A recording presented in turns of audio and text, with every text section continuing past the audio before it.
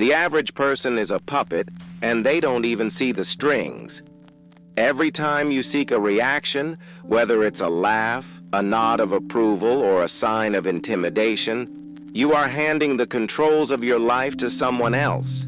You are begging for a reflection of your own worth because you are too hollow to find it within. A strong mind does not chase. Chasing is an admission of lack. When you chase a reaction, you are telling the world that your reality is not valid until someone else acknowledges it. You are waiting for the external signal to tell you how to feel, how to act, and who to be. This is the definition of a fragile existence. In this deep dive, we are going to dismantle the need for feedback. We will explore the biology of the reactive brain and the stoic architecture of the unshakable individual.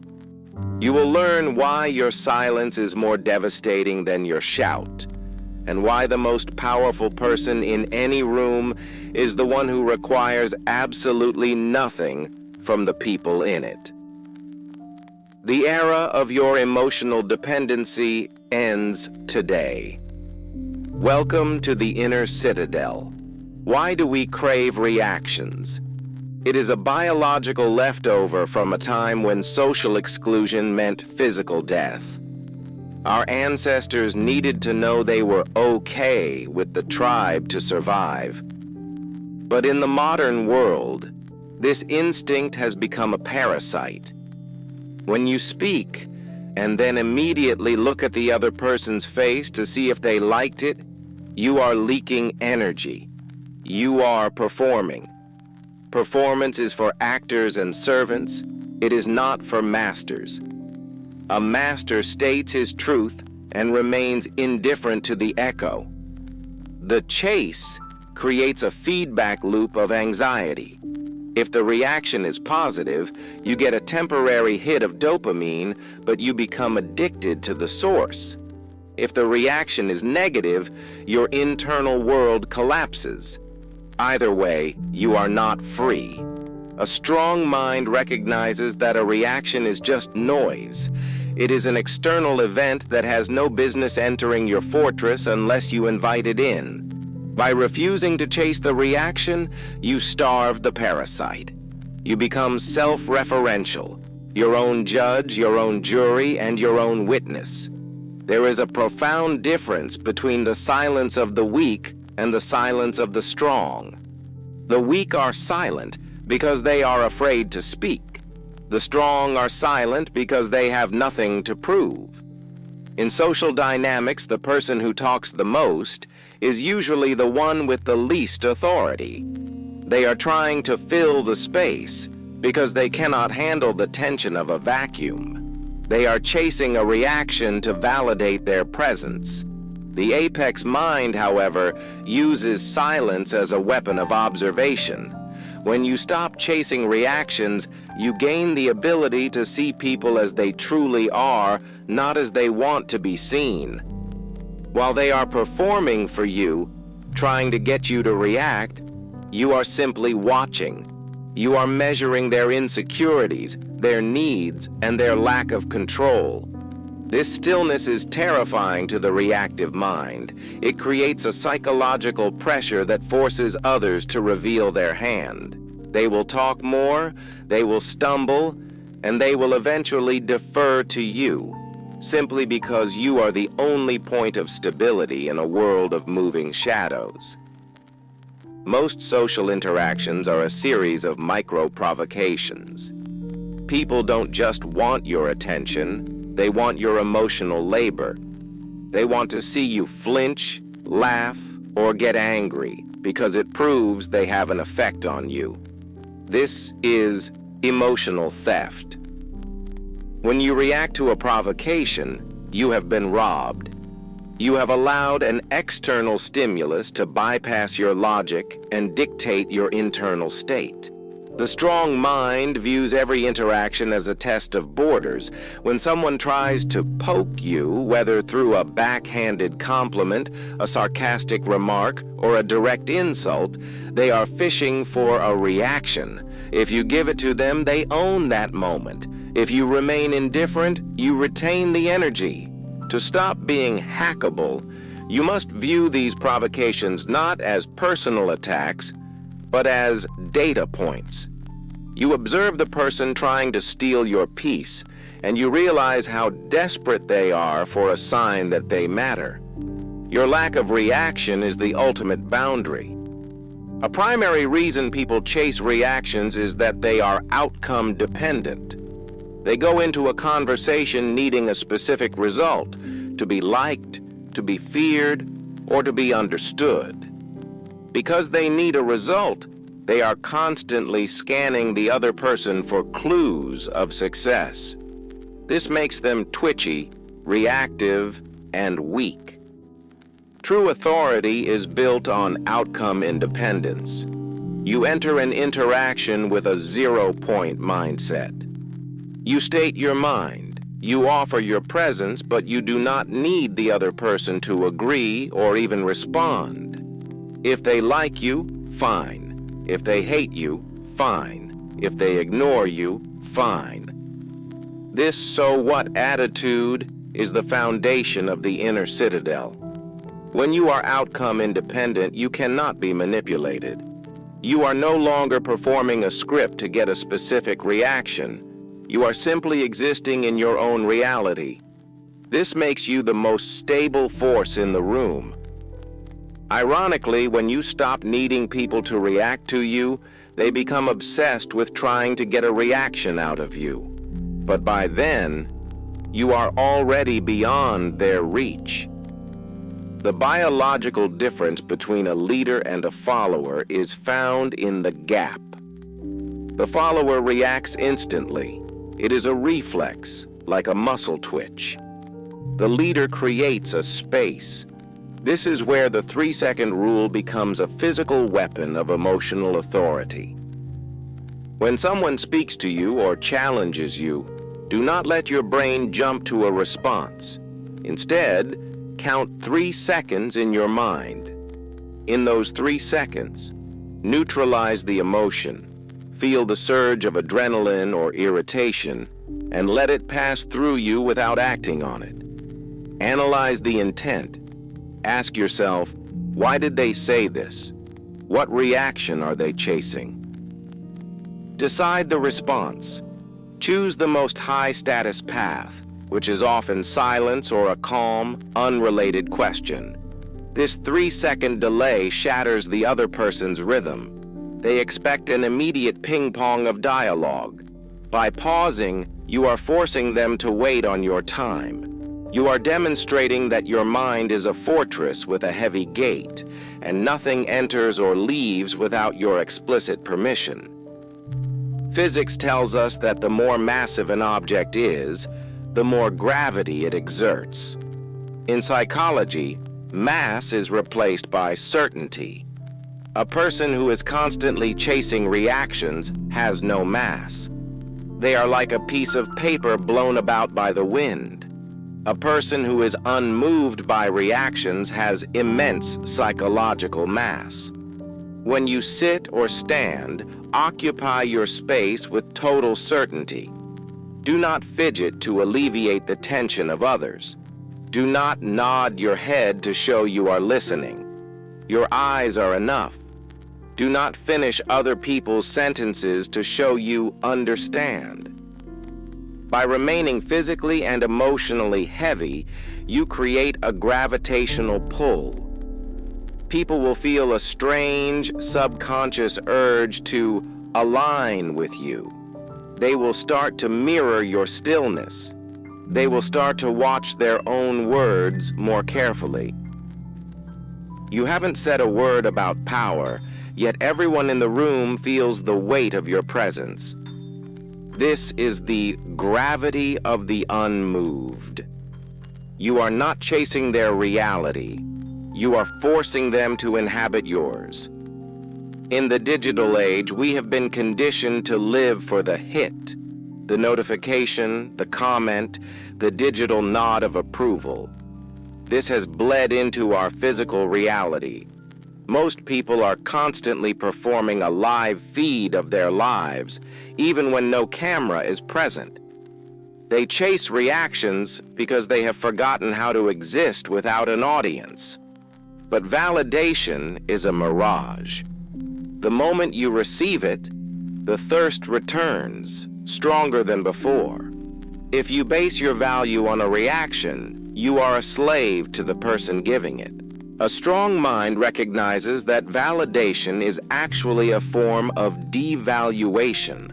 By asking for a reaction, you are saying that your own internal judgment is insufficient. To break this cycle, you must practice invisible excellence. Do something difficult, achieve something significant, or maintain a strict discipline and tell absolutely no one. When you possess a secret strength that requires no external applause, you build a level of self-respect that is bulletproof. You realize that the most important like is the one you give yourself when you look in the mirror at night, knowing you remained unmoved by the world's noise. When someone attacks you, insults you, or tries to get a rise out of you, they are not acting from a place of strength. Aggression is almost always a confession of insecurity. The provocateur is someone who feels invisible or powerless, and they are using you to feel real. When you look at an aggressor, don't see a threat. See a beggar. They are begging for your attention. They are begging for a sign that they have the power to move you. If you get angry, you have given them the alms they were looking for. You have validated their existence at the expense of your own peace. A strong mind decodes the provocation instantly. You look past the insult and see the shaking hand behind it. You see the person who is terrified of silence, terrified of being ignored, and terrified of meeting someone who cannot be manipulated. When you see the fear behind the mask, it becomes impossible to be angry. You don't get mad at a child throwing a tantrum. You simply watch until they exhaust themselves. This is how you handle the provocateurs of the world. You watch them from a distance of total emotional safety. Most people's certainty is actually just loud uncertainty. They shout their opinions because they are trying to convince themselves more than anyone else.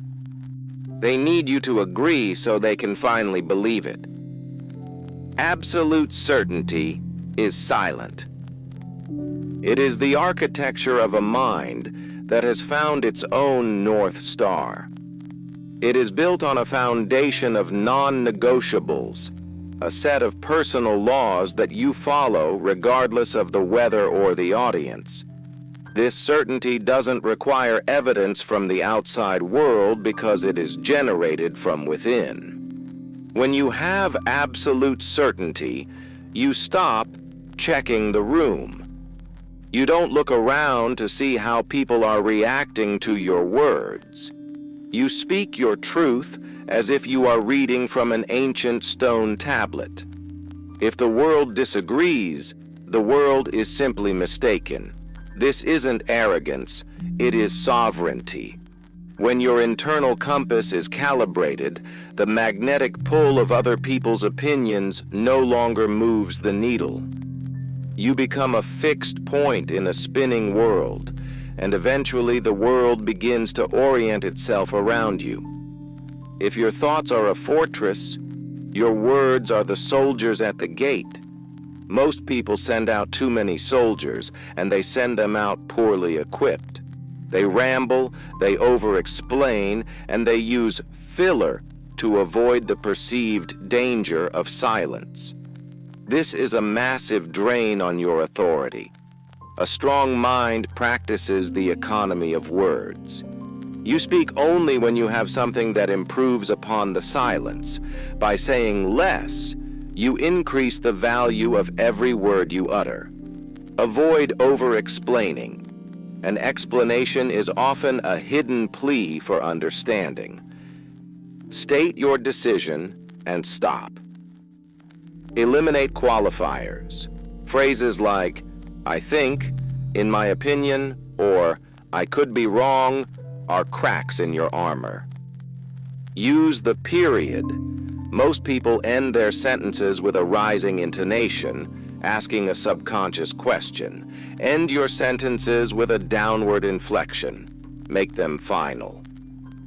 When you speak with precision and stop when you are finished, you create a density of meaning. People will lean in. They will listen harder. And they will realize that you are not a person who can be bargained with or swayed by a simple reaction. Social pressure is an invisible ghost that haunts every conversation. It's that nagging feeling that you must laugh at a boss's joke, that you must explain yourself when someone looks confused, or that you must fill a silence. This feeling is a chain. Every time you obey it, you are admitting that the social collective has more power over your actions than you do. A strong mind recognizes social pressure as a mere suggestion, not a law. You must develop the ability to stand in the middle of a social expectation and do absolutely nothing. If a joke isn't funny, don't smile. If a question is intrusive, don't answer. If the room is silent, let it be silent. By breaking the obligation to respond, you become unpredictable in the most powerful sense. When you don't follow the social script, people realize they cannot control you with standard emotional triggers. You are no longer a player in their game. You are the one observing the board. This freedom from pressure allows you to act with total authenticity. You move because you want to move, not because the ghost of social expectation pulled your string. There is a common misconception that to be charismatic, you must be warm, inviting, and high energy. This is the charisma of a performer. But there is a deeper, more primal form of charisma, the charisma of the void. Human beings are naturally drawn to what they cannot easily categorize or conquer.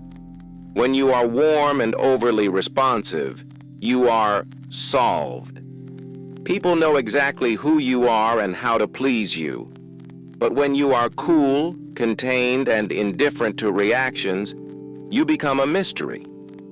You represent a challenge to the egos of everyone around you. Because you don't chase their reaction, they feel a subconscious need to chase yours.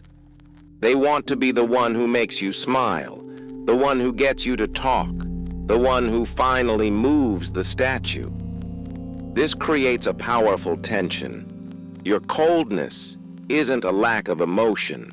It is a high-pressure containment of energy.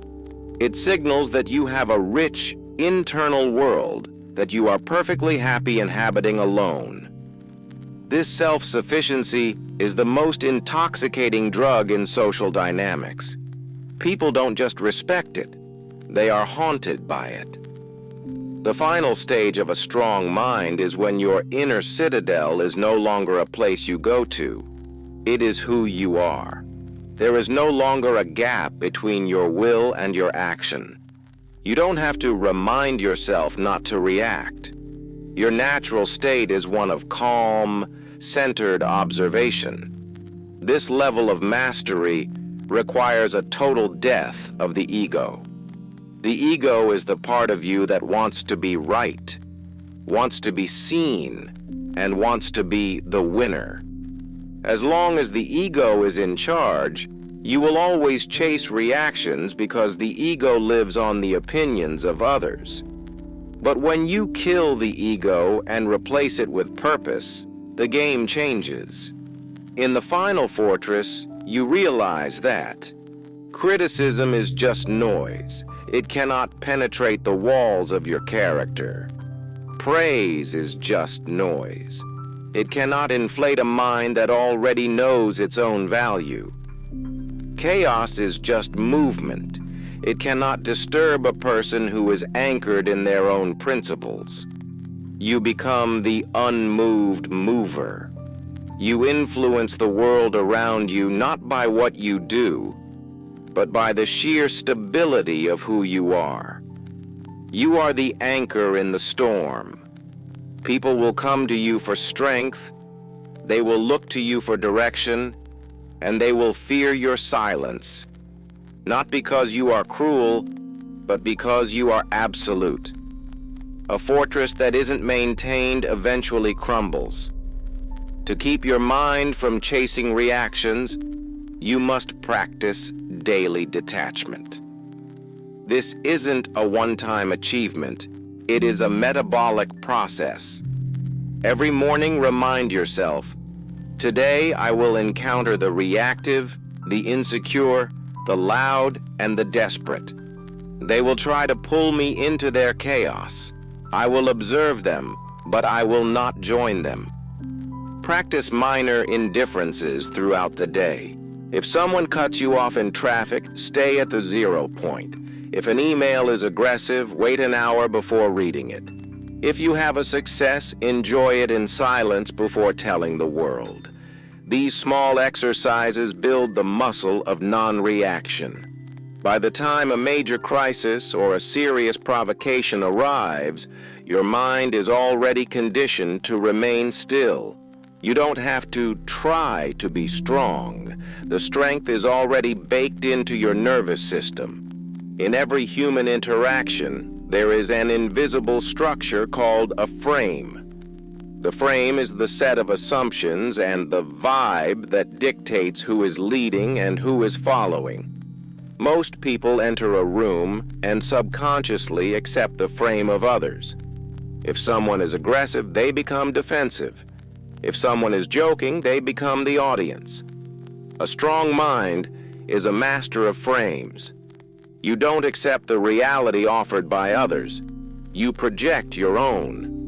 When someone tries to put you in a frame, for example by asking a condescending question, the weak mind tries to answer it, thereby accepting the subordinate role. The strong mind ignores the question and pivots to a different topic, or asks a question of its own. By refusing to chase the reaction they expected, you have shattered their frame. You have forced them to enter your reality. The person with the most stable frame always wins. If you remain calm, slow-moving, and unreactive, you create a high-gravity frame that eventually sucks everyone else into it. You don't need to fight for leadership. You simply refuse to follow, and leadership falls into your lap. There is a point where total coldness can become a caricature. To have absolute emotional authority, you must understand strategic vulnerability. This is not about being weak or emotional. It is about choosing exactly when and how to show your humanity to double your power. The most dangerous person is the one who is 95% of the time like a stone wall, but for 5% of the time shows a glimpse of passion, warmth, or even pain. Because you don't chase reactions, when you do show an emotion, it is perceived as a rare and incredibly valuable gift. If you always hide your emotions, people see you as a robot. But if you selectively reveal a core truth about yourself without seeking sympathy or approval, it creates an intense, almost religious bond with those around you. They feel they have been let inside the Citadel. This vulnerability is controlled. You aren't leaking emotion because you can't help it. You are deploying it because it serves your purpose. This is the difference between a broken pipe and a high-pressure valve. True power isn't about what you do when you are in the room. It's about how people behave when you are not there. When you embody a strong mind that doesn't chase reactions, you create a sovereign's legacy. Your presence sets a new standard for everyone in your orbit. People will start to check their own reactive behavior. They will stop gossiping around you. They will stop complaining. Not because you told them to, but because your very existence makes those behaviors feel small and low status. You begin to change the emotional climate of your environment. You are no longer reacting to the world. The world is reacting to the vacuum of your non-reaction. This is the ultimate goal of the inner Citadel, to become a force of nature. Like a mountain or a deep ocean, you don't care if people admire you or fear you. You simply are. And in that absolute state of being, you find the only true freedom available to a human being. Knowledge is only the rumor of wisdom until it is written into your muscles. You can watch this video, understand every concept, and still remain a slave to reactions if you do not execute. The world will give you 1,000 opportunities today to fail. Every notification on your phone is a bait. Every rude comment is a hook. Every awkward silence is a test. Do not see these as annoyances. See them as gym equipment for your mind. The process of becoming the unmoved mover is painful. It requires you to kill the part of you that wants to be liked. It requires you to sit in the fire of social discomfort and not flinch. But on the other side of that fire is a level of peace that most men will never know. You will look at the world, with all its noise and desperate chasing, and you will feel nothing but a calm, detached compassion. You are home. You are in the Citadel. To stop chasing reactions, you must see every social encounter as a laboratory experiment. Most people enter a room and immediately become the subject of the experiment. They are affected by the light, the noise, and the opinions of others. You must become the lead scientist. When you enter a room, do not look for a place to fit in. Look for the emotional leaks in others. Notice the man who laughs too loud. He is leaking insecurity. Notice the woman who constantly checks her phone. She is leaking a need for distraction. By observing these leaks, you separate yourself from the herd. You are no longer part of the social mass. You are an external observer. This shift in perspective is the ultimate protection. It's hard to chase a reaction from someone when you are busy analyzing why they are so desperate to give one. You move from a state of social participation to social analysis. This doesn't make you cold, it makes you clear. You see the traps before they are set. You see the hooks before they are cast. And because you see them, you can walk around them with a silent, knowing smile. Your mind cannot stay strong if your body is betraying you. When someone insults you or ignores you, your body releases cortisol and adrenaline. This is the fight or flight response. This chemical surge is what forces the average person to react, to shout back, or to shrink in shame. Emotional authority is the ability to override your biology. You must train your nervous system to view social conflict not as a life-threatening event, but as a trivial occurrence. When you feel that heat in your chest or the urge to speak fast, that is your body's vote. You must veto that vote. Deep, slow breathing into the lower abdomen sends a signal to your brain that there is no danger. By controlling your breath, you control your chemistry. While the other person is drowning in their own adrenaline, looking for a reaction to soothe their ego, you are standing in a pool of cool, calculated stillness. You are not suppressing your emotions. You are simply refusing to give them the steering wheel. This is the biological foundation of the inner Citadel. A massive drain on our mental energy is the spotlight effect, the irrational belief that everyone is constantly judging our every move. This is why we chase reactions. We think there is a scorekeeper in the room. The truth is liberating. Nobody is thinking about you. Everyone else is too busy worrying about how they are being perceived. They are trapped in their own spotlights. Once you truly internalize this, the need to perform vanishes. If you stumble, if you make a mistake, or if you are ignored, so what? In 5 minutes, they will be back to worrying about their own insecurities.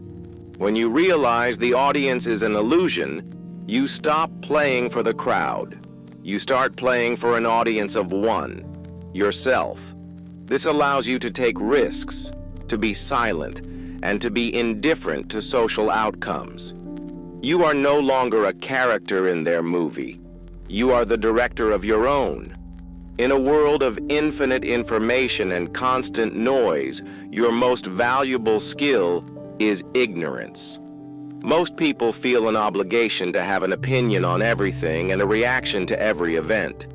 This makes them thin and exhausted. The strong mind is a master of selective inattention. You must decide with cold precision what is worthy of your reaction and what is beneath it. Is a stranger's comment on the internet worthy of your peace? No. Is a colleague's passive-aggressive remark worthy of a rebuttal? No. Is a minor inconvenience in your day worthy of your anger? No. By ignoring 99% of the world's bait, you save your 1% of energy for what truly matters. This creates an aura of immense importance around the things you do react to. When a person who usually ignores everything finally speaks, the world stops to listen. Your ignorance isn't a lack of intelligence. It is a high-level filtering system that protects the sanctity of your inner citadel. Your eyes are the windows through which your authority is broadcast. Most people have flickering eyes. They look away too quickly. They scan for approval, or they stare with hidden aggression. The non-reactive gaze is soft but heavy. You look at people with a relaxed focus. You don't pierce them, which shows effort, and you don't avoid them, which shows fear. You look at them as if they are a part of the scenery. When someone is talking to you, keep your eyes still. Do not look at your phone, do not look at the door, and do not look at the ground. Your stillness tells them that you are present, but your lack of a reactive expression, nodding, smiling, frowning, tells them that you are not under their influence. This gaze creates a mirror effect. The other person begins to see their own insecurities reflected in your calm eyes. They will try to fill the silence. They will try to get a reaction, but you simply remain the observer. You are the mountain. They are the wind. This philosophy is not new. It is the perennial wisdom that has allowed the greatest leaders in history to endure what would break an ordinary man. Consider Epictetus, born a slave, whose leg was deliberately broken by his master. He did not scream. He did not beg for a reaction. He simply observed, "You will break my leg." And when it snapped, he remarked, "Did I not tell you it would break?" He refused to give his master the emotional satisfaction of his pain. By withholding his reaction, the slave became the master of the master. Consider the samurai of the Edo period.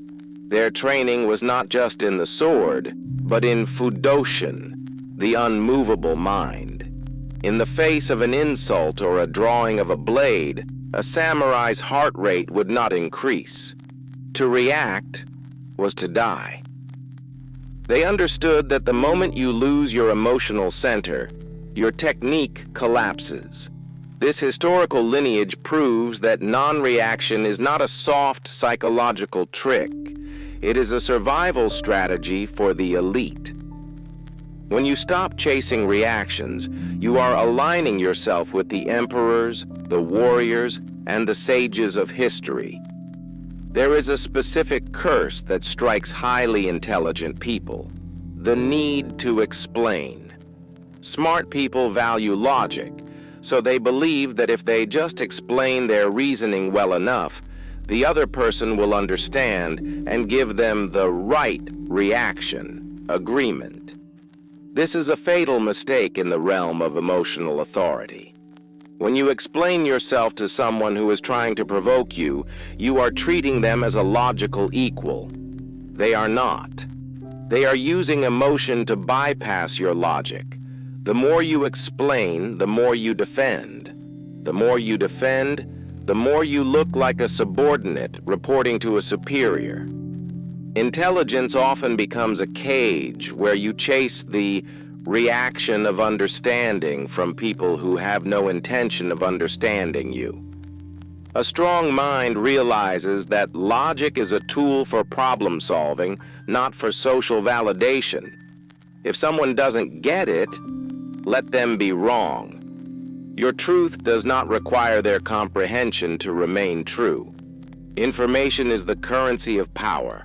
When someone asks you a question, they are trying to extract currency from you. Most people are leaky. They give away their thoughts, their plans, and their feelings for free just to keep the conversation going. A person of authority masters the no-answer answer. This isn't about being rude, it's about being opaque. If someone asks a prying or disrespectful question, instead of answering or getting defensive, you use the neutral redirect. The question, "Why did you do it that way? It seems risky." The reactive response, "Well, I thought that because the market is shifting," defending, explaining. The authority response, "It was the most logical path forward. Tell me, how is your project coming along?" You acknowledge the question without providing the meat of a reaction. You pivot. By maintaining an information gap, you keep the other person in a state of slight uncertainty. They cannot map you, they cannot predict you. And because they cannot predict you, they cannot control you. Deep within many men is the nice guy shadow, the part that was conditioned in childhood to be agreeable to avoid conflict. This shadow is a reaction-chasing monster. It laughs at jokes that aren't funny. It apologizes when it hasn't done anything wrong. It softens its voice to avoid sounding mean. To build a strong mind, you must perform a surgical strike on the nice guy. You must realize that nice is often just a mask for cowardice. Being kind is a choice. Being nice is a compulsion. Stop smoothing over the cracks in the conversation. If there is a disagreement, let the tension sit there. If someone is unhappy with your boundary, let them be unhappy. The nice guy is terrified of a negative reaction. The strong mind welcomes it as a sign that the boundary is working. You are not here to be a social lubricant. You are here to be a solid pillar. When you kill the need to be nice, you finally gain the capacity to be truly respected. How a conversation ends determines who holds the authority. The person who needs the last word is often the one chasing the reaction. They want to make sure they won the exchange. The person of emotional authority is comfortable letting the other person have the last word. Why? Because you don't need the final verbal strike to know you've won. In fact, letting someone else ramble on while you remain silent and eventually walk away is a far more powerful final word. It signals that you have already moved on to more important things while they are still struggling to move you. The chase ends when you decide it ends. By being the one who emotionally leaves the conversation first, even if you are still physically there, you demonstrate that your internal world is far more interesting than their external noise. In the animal kingdom and among humans, there is a phenomenon known as the winner effect. When an individual wins a conflict or successfully maintains their territory, their brain becomes more sensitive to testosterone and more resilient to cortisol. But here is the secret. In social dynamics, winning isn't about defeating someone else. It's about not being moved. Every time you choose not to react to a provocation, your brain records a win. You have successfully defended your internal territory. This lowers your baseline cortisol, the stress hormone, and increases your dominance to stress ratio. A person chasing reactions is constantly flooding their system with cortisol. They are in a state of high alert, like a prey animal. By staying unmoved, you are literally changing your blood chemistry. You become calmer, your voice deeper, and your movements more deliberate. This is a self-reinforcing loop. The more you don't react, the more biological authority you possess. The world senses this chemical shift. They don't see your hormones, but they feel the winner effect radiating from you. You become a biological anomaly, a man who cannot be stressed by social noise. We cannot talk about chasing reactions in the 21st century without addressing the glass screen in your pocket. Social media is a laboratory designed specifically to turn you into a reaction addict.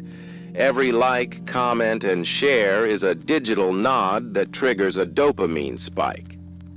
A strong mind understands that the digital citadel must be guarded even more fiercely than the physical one. When you post something and immediately check for likes, you are practicing submission. You are training your brain to need a digital head pat to feel valid. To break this, you must practice digital fasting. Post and ghost. Upload your content or your thoughts and do not check the notifications for 24 hours. The zero notification rule. Turn off all non-human alerts. Do not let a machine dictate when you should give it your attention. Observe the urge. When you feel the twitch to check your phone, sit with that discomfort. Realize it is a withdrawal symptom.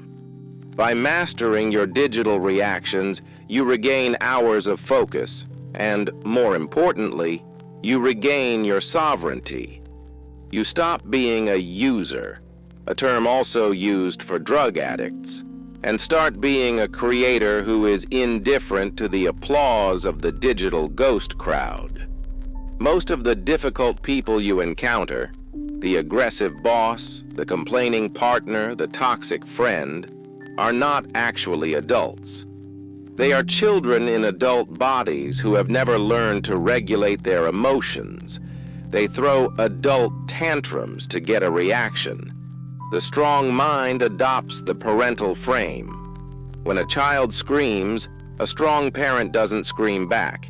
If they do, they have lost their authority. Instead, the parent looks at the child with a mixture of calm and mild concern. Apply this to your social life. When someone tries to provoke you, look at them as if they are a 4-year-old crying over a spilled juice box.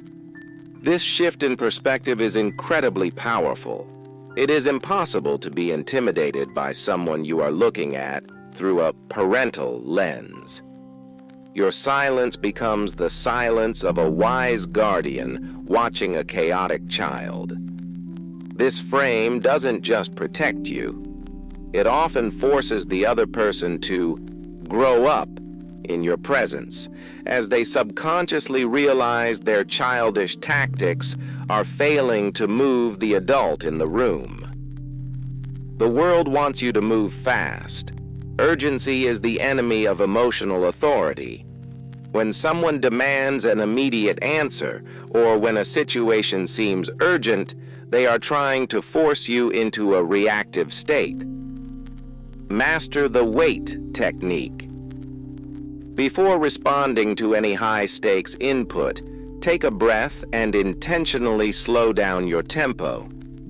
If someone asks you a question in a rush, wait 2 seconds, then ask them to repeat it.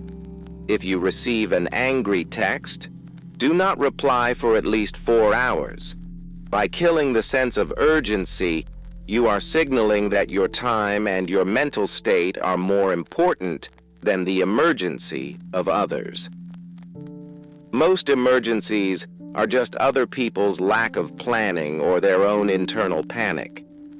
When you refuse to rush, you remain in control of the pace. You are the one who decides when the conversation starts and when it ends. This slowness is a luxury of the powerful. The most profound reason we chase reactions is a subconscious fear of social death.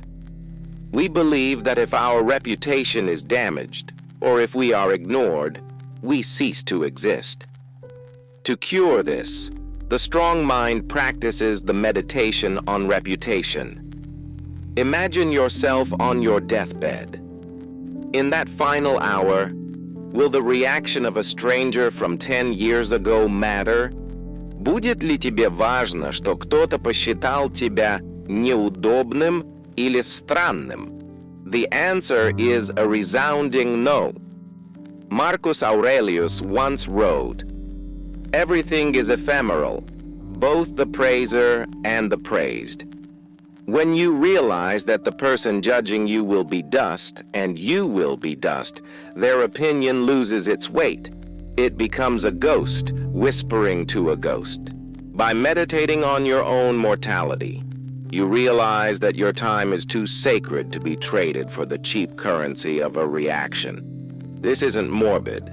It is the ultimate liberation. It allows you to walk through the world with a divine indifference, knowing that the only thing that matters is the integrity of your own soul in this present moment. One of the greatest leaks of emotional authority is the urge to justify your boundaries. When you say no to someone and then immediately follow it with, "Because I have to do X, Y, and Z," you are asking for their permission to say no. You are hoping they understand so they won't have a negative reaction. A strong mind understands that no is a complete sentence. When you explain yourself, you are giving the other person leverage to negotiate your boundaries. You are handing them the keys to your citadel. The weak mind. "I can't make it to the party because I'm really tired and I have a big day tomorrow. I'm so sorry." Searching for a forgiving reaction. The strong mind. "I won't be able to make it. Have a great time." The lack of explanation is not rudeness. It is clarity. It communicates that your decisions are final and not subject to public debate. It forces people to respect your time and your will. When you stop explaining, you stop chasing the reaction of understanding, and you start receiving the reaction of deference. There is a dark path to non-reaction, the path of the sociopath or the manipulator. They don't react because they view people as objects to be used. This is social predation. It is effective in the short term, but it leads to isolation and a hollow life. The social pillar, however, stays unmoved, not because he lacks empathy, but because he possesses maximum integrity. You don't ignore reactions to hurt others. You ignore them to protect your own mission and truth. A pillar provides stability for everyone. When you are the only one who doesn't panic in a crisis, or the only one who doesn't laugh at a cruel joke, you are being a pillar. People look to you not because you are cold, but because you are solid. The predator uses silence to hide. The pillar uses silence to lead. Your goal is to be the person that others can lean on because they know your internal world is not shifted by the winds of external opinion. Social anxiety is simply the mind chasing 1,000 negative reactions that haven't happened yet. It is preemptive chasing. Your mind is running simulations of failure to try and prevent them. To kill this ghost, you must adopt the amor fati approach to social outcomes. Embrace whatever reaction comes. If they laugh at you, love it. It's a test of your character. If they ignore you, love it. It's an opportunity to practice self-sufficiency.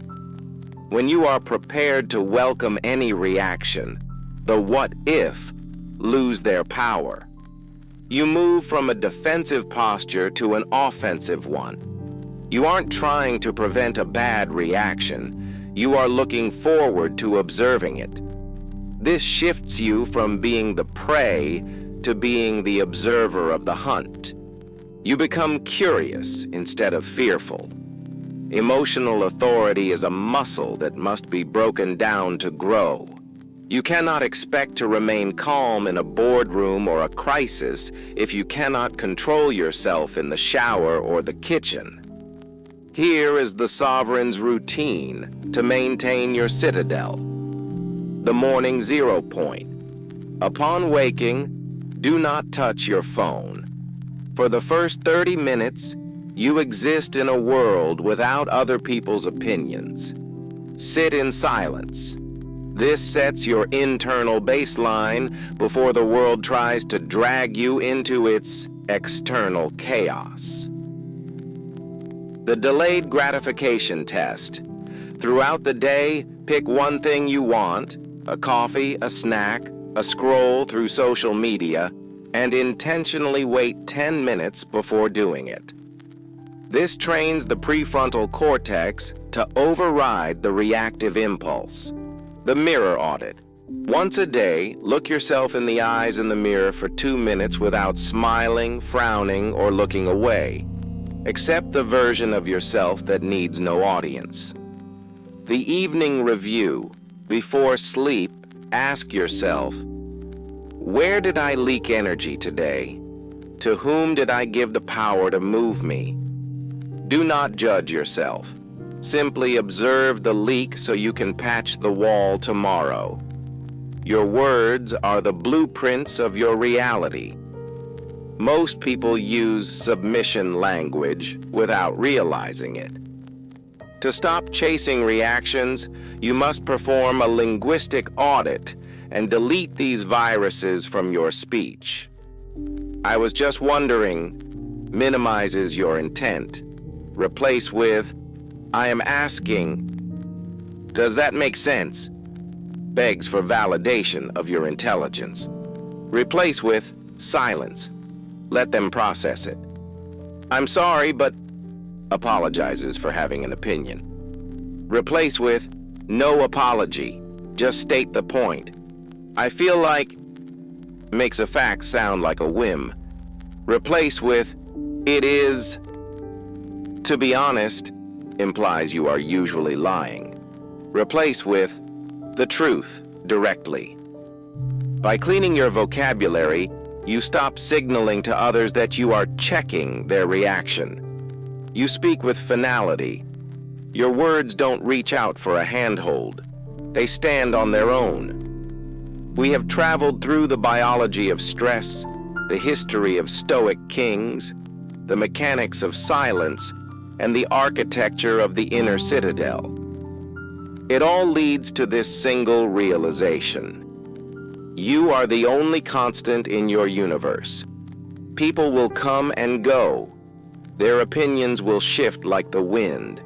Their praise will turn to criticism, and their criticism will turn to praise. If you chase either, you are a ghost chasing shadows. The strong mind doesn't chase reactions because it is already full. You are not a vessel waiting to be filled by the attention of others.